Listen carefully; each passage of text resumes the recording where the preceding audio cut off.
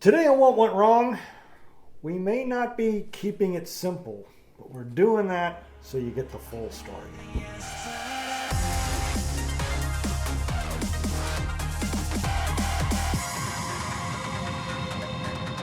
Hi, I'm Brett Mauser, and I've made over 40 feature films. And this week, this month, this time period, we are talking about journalism. Oh, God. And I'm doing that because it is part of film, and there's a line in Vosot. TV news, where failed filmmakers go to die. And failed actresses go to be Weather Woman. And it's because, when you're trying to make it as a filmmaker, or when you give up as a filmmaker, you have these set of skills, as a photographer, as an editor, what have you. And that's a place you can go to pay the bills. Right. So that's sort of why we're doing this, is you may find yourself at a news station. And I have found myself at a news station quite a few times and had to deal with the bullshit that goes on. And one of the things that I've noticed that, and you'll see it on social media, in Facebook posts and things like that, and news does it to their detriment, the soundbite. At this point, the reporter takes a 5 to 10 minute interview with the person who knows what they're talking about and takes the valuable and informative facts that this well-informed person has and cuts it down to a 5 to 10 second sound bite. And that's what the United States Navy will be doing with the dolphins that don't explode in the mine disarming program. The 5 to 15 second interview, or just little sound clip that is supposed to summarize the entire complicated issue. Yeah. And you can't. And, there's this desire to have a 15-second story or a 60-second story. But heaven forbid, we should ever go over 2 minutes in a news story. But you can't do that. You can't tackle these complicated issues and cram it all into 2 minutes. And even worse, have these little sound bites that create slogans like, "We didn't cross the border crossed us." Mm-hmm. That is such a complicated issue and such a huge, huge history that that when you say that, you sound stupid. Yeah. Because you don't understand history and you don't know what happened. Right. And you could blame the MTV generation, what have you, by deteriorating people's attention span. But it is a major problem. And you see it on Facebook and social media debates where you just have somebody come up and slap this slogan or this quick little 5-second soundbite from somebody up there. And it's not going to encompass the entire debate. It doesn't. You look like an idiot. You look like an idiot. Yeah. Because you're not well informed, and most people don't go past that. Again, family members, let's say the abortion argument. Well, it's my body. And that's all they hear. That's the thing. I said this to a family member recently, maybe within the last year. They said, well, it's my body, it should be my choice. And my first thing was, it's not your body, it's in your body. Yeah. And this blank expression, they grasped onto my body, my choice so strongly that one other that was tackled by another soundbite. Yeah. And even while I said, yeah, that made her think, that's not the end of the argument. Mm-mm. I need to explain and expand on that. Yeah. But still, they were so hung up on that one soundbite, my body, my choice, never entered their mind. When you reduce something as horribly complicated and difficult as abortion, as voting rights, as the border, as foreign policy, as inflation, taxes, when you put a single soundbite on it, or I'm sorry, a single sentence or a single 5-second to 10-second soundbite, you are doing a disservice to the subject and to the people who are dealing with it. Okay. Well, you and I have had that same exact experience on Facebook, which is one of the reasons I'm not even on Facebook anymore, because I get into trouble because I write these books and these arguments, and I present facts and I present links. And I get people, I don't need to read your little manifesto. Oh, I don't need to read your book. I don't. Well, it's because you're not smart enough. Because first of all, I've torn you apart, and you won't come back, and you can't. At most, I've had somebody come back twice. Yeah. After I keep whittling it down because, I like that. Okay, present me your argument. I'll explain why. And I never leave anything unturned when somebody does that. I'm like, okay, you had this, this, and this. Because they'll throw three little sound bites out. So I have to explain each one of those sound bites. I'm not just going to take one. I'm going to take them all and say, okay, your turn. You're actually one of the single smartest people on Facebook while you were there. The smartest people I know on Facebook is you, Denise Villarreal. Well, I've lost friends because I remember I got in an argument with one person about the border didn't cross us thing. Yeah. We took this land, and I posted a map from when Mexico belonged to Spain. Right. Well, like, okay, so do we give it back to and it was the official map. I said, so do we give Mexico back to Spain if we're going to silence? And then and she still doesn't really talk to me. Well, she's not that smart. I know who you're talking about, and she's a dumbass. As are most people that you know, because you're in this little world, like I talked about, dregs of society. Except the cameramen, you guys are okay. Reporters, you. But yeah, the biggest problem is most people aren't smart enough to understand the subjects about which they're talking. Okay, I don't like to talk about certain things. Let me rephrase that. I always qualify whenever I'm talking about certain things, especially with you on films. Because it's not my world and I don't know about it. And so I'm constantly like, is that right? Is that okay? Am I saying that right? Am I understanding? When it comes to like law, I'm always going with Denise. Is that the right thing? Is that this way? Come to aviation? No, you, I got this. This is me. This is my world. Military stuff? Yeah.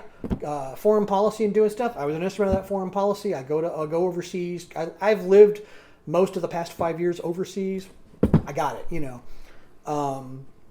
Those things I can talk about, okay? One of the things I've always liked about, you and hanging out with you and doing stuff with you is whenever we have a discussion or a debate or something, I am well aware that anything about which you expound upon, you have studied, researched, and understand, even if not as an expert, you're past layman's understanding of whatever it is. Okay, you've always had that going on.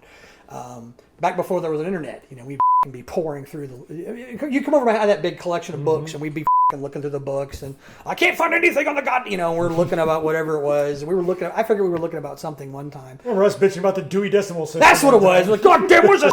Why is this like this? Someday it'll be in our hands. It'll be like Star Trek, And here we are, and it's so much worse. Anyway. But the research has always been terribly important. When the whole 737 MAX thing came along, I know Boeing's, I know systems, I don't know the 737. So I had to go get him. I started pulling up. I looked up manuals and I looked up how the things work, and I understand certain things about this, and I understand certain parts about how that works, and then I had to relate it. It was a complicated thing for me because I had my friends. How did this happen? Why did this happen? I'm scared of. Is it okay if I fly? What's going on? And were they ever going to fix it? And if they do, is it safe? And of course, now that they put them, the MAX has actually been in service now for almost a year. And they're fine, as they were before, but fine, whatever, And I had problems about certain things, and Boeing did some stuff that was, but I know why they did it and how they did it because I researched it and I understood it, okay? With you, you've always had that going for you, okay? And I think the problem is you live in this, film TV world where unfortunately you're dealing with people who have no skills whatsoever except to be able to be on film, and even that, they're not that good. When you want to have a discussion with someone, you always expect them to be on your level. You always do. You're not going to be like, okay, little Jennifer, what I need you to do is listen to what I'm saying. You're like, okay, this, and this, and this, and this, and here's this, and here's, and you're going through this whole big, thing. I don't need to read your manifesto. I was like, well, because you probably can't read that well. Because you're not smart enough to understand it. As well, and once again, where we grew up, that doesn't help, is the way we were taught, is you pound somebody with facts. Whenever there's a discussion or an argument or a conversation, you have to be able to understand the subject before you can speak about it intelligently. Okay. Well, you have to be able to then go and think about it and talk about it and look it up and figure it out and make those relationships between the different factualizations and conceptualizations you've got going on. And that's how you then create an understanding of what's going on. You can do that. So few of the people that you know and that I know can do that, which is why we hang out with the smart ones. Well, working at the station, you run into mostly, primarily liberals, and then it's funny because even some of the people that lean a little bit more conservative think that they're liberals, and it's hard to explain. Yeah. But I had this one I guess you could call office mate who would just be on the left on completely everything, and he would get so we'd both get kind of riled up, but he would get just vicious on certain different things, viciously passionate, shall I say. Yeah. And I remember one time he was like, well, I'm sorry, I'm just very passionate. And I leaned forward and said, hey, Hitler was passionate about the Jews, didn't make them right. And he was like, there was like this gasp, like, how dare you? How dare you? Clutches his pearls. What? How dare you say such a thing? Swoon. But that's the thing is, just because you're passionate about something doesn't make it right. Yeah. It doesn't make you intelligent. It's exactly. Passion is not intelligence. There's a lot of people passionate about the New York Jets. Doesn't mean they're smart. Yeah. But you're absolutely right. Is maybe that's one of my weaknesses or my fallibilities. Your or foibles. My foibles. That when I meet somebody, I put them on grounds of equal footing. You consider them to be your equal. Yeah. You really should. And that's not, but I will draw the line between equals and respect. Because That's the I same don't, thing. I just want to make sure that we understand that because, in my opinion, you don't instantly get my respect. No. You have to earn my respect. Right. That's why when people say, well, you should respect it. No, they need to prove to me that they deserve my respect. But I will grant you equal terms and where you go from there. And that's just where I'm going to start. I will not automatically assume that you're an idiot. Okay, I'm going to assume that you have. And when I first meet somebody, Jeff, this is Bill. Hey, Bill. Hey, Jeff. I'm going to assume that Bill can converse with me on an equal level, equal footing, on any number of subjects. Maybe not what I know how to talk about, but the stuff he knows about, he is well versed and capable of having a discussion. Whether I respect him, that will come later or not. Okay. Yeah, I'm the same way. I treat everybody equal. I will treat everyone with the same amount of respect that they deserve, which is none really when I meet them. And I will also and that's not a bad thing. No, I'm not saying that I will disrespect you. Right. Yeah. There's a difference. Okay, so for those of you who don't understand it, there's this respect median. This is mean. The mean level of respect. Okay, down here is disrespect. Up here is more respect. And here's where we start. And, if I start finding out things about you, it's going to go this way or that way, likes guns, hey, voted for Biden, ooh, But anyway, there's going to be that thing. So it's not the same thing. But what it is I give you the benefit of the doubt that you and I are intellectually and with our capacity for rational understanding equal, okay? And then as we start talking, it will go up or down depending on if I understand, this guy's a okay. Okay. Now I know that Bill's an idiot. All right, we're going to talk to Bill like an idiot now. You've always been that person who is like, they talk about something and then they come at you with some whatever. You're going to treat them with the same amount of respect. You're going to treat them with the same amount of. In this case, you can say respect. Okay, well I say respect, but you're going to basically what it is you're going to talk to them in a way that you would have someone talk to you about whatever the hell you're talking about. Okay. And they're going to say, well, my body, my choice. Well, actually,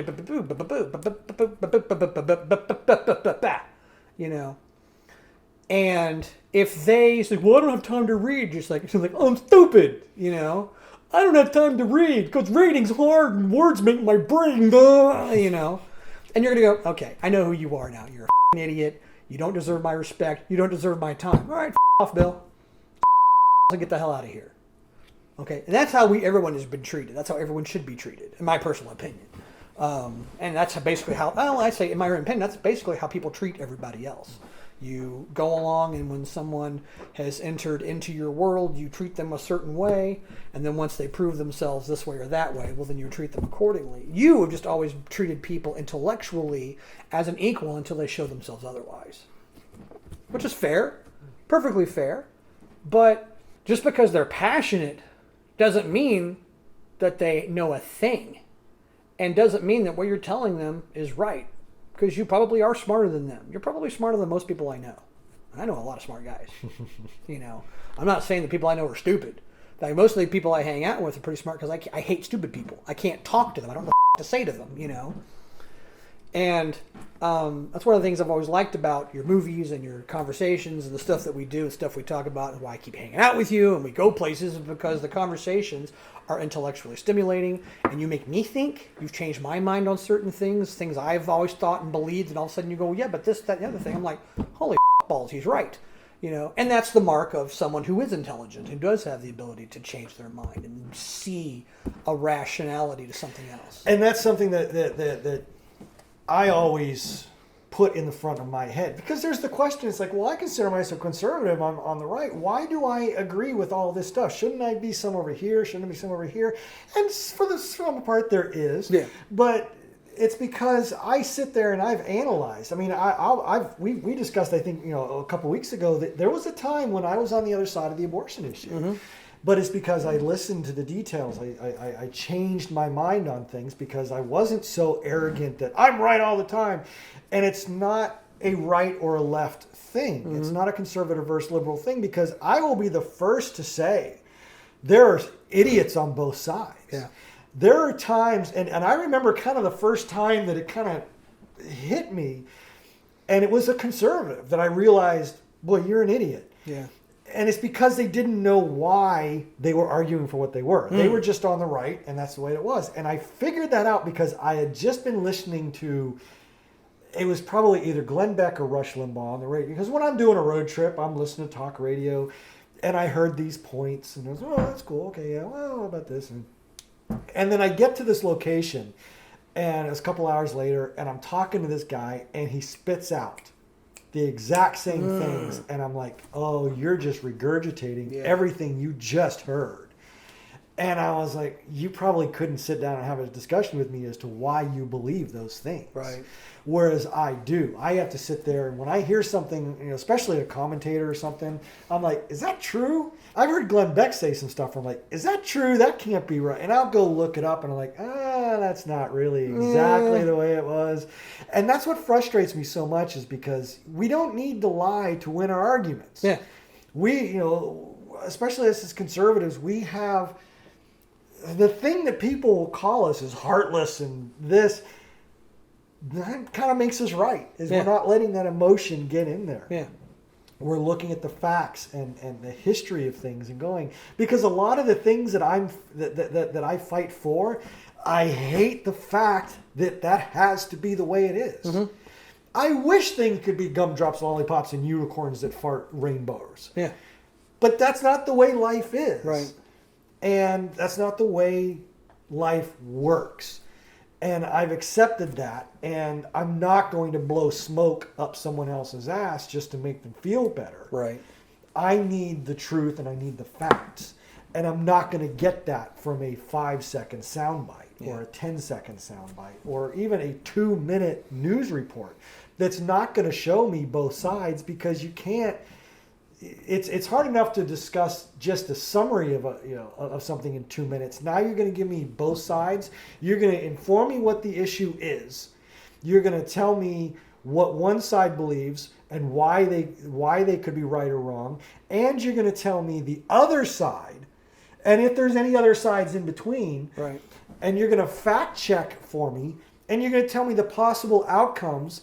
And you're going to tell me what's happened in the past, in the history when we've done this. Yeah. All in 1.5 to 2 minutes. Right. And you're going to say that you're informing me and you're keeping me well informed. No. I did do a report when I was in college on the Bosnian War. This is in 95, 96, right before I got out of school. And it was one of the last things I had to do for this one class that I had. And it was a big old, I had the visual aids, and I had the power beginning of PowerPoints. They were starting to be PowerPoints. It was the first ability to have a PowerPoint presentation, and I was going through it, and I wasn't very good at it, but I was going through it, and we had certain subjects, and it was supposed to be like a 5 or 6 minute speech, and I get up there and I was like, okay, so I was supposed to give y'all a presentation on the Bosnian War, and reading about the Bosnian War, I realized I could take 2 days and not be able to. I could take 2 days, 8 hours every day, and not explain everything in the Bosnian War and the Civil War. So all I'm going to talk about is who's fighting the war, because in 6 minutes, that's all I've got. So here we go, because there were 7 different sides. Mm-hmm. So I had to basically say, here they are, here's who they are, here's where they are, here's their religious, here's their background, here's this. And I went through blitzkrieg of every single one. And I still was 10 minutes before I got done. And I was speaking as fast. I don't speak very fast. I mean, I can kind of when I get on a roll, but for the most part, I really don't speak that quickly. My brain, especially when I'm like talking about something, I can't, And so I wasn't able to do it. And it was a good lesson for me to say, okay, so people are going to have these conversations or these news reports talking about this thing. And I was like, I couldn't get through the combatants in 10 minutes.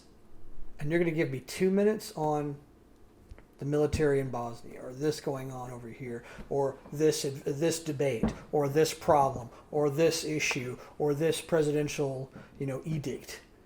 What? And it's a disservice, because the news has always been a thing to where you just kind of say what's going on, okay? And then it's up to you to hurry up and to figure it out. But we've gotten away from that totally. It was just kind of like, well, that's all it is, and then you just kind of go on your merry way. Yeah.